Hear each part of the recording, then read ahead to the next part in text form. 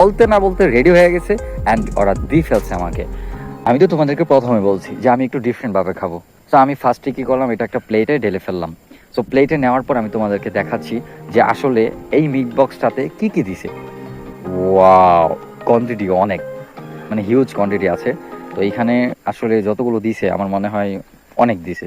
100 টাকার সাথে ফার্স্টেই যদি আমি কম্পেয়ার করি, ওইটার কোয়ান্টিটি কতটুকু আর এটার কোয়ান্টিটি কতটুকু, হ্যাঁ অনেকটা ডিফারেন্ট।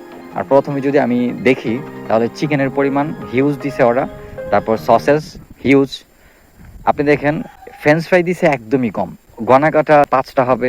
আর অন্য অন্য জায়গায় মিট বক্স যে 100 টাকায় পাওয়া যায়, ভাই ফ্রেঞ্চ ফ্রাই দিয়ে বইরা ফেলে, পুরা বক্সটাই বইরা ফেলে, চিকেন অল্প সসেস অল্প দেয়। এই তো এইখানে সব কিছু মিলিয়ে টেস্টটা দেখার পালা।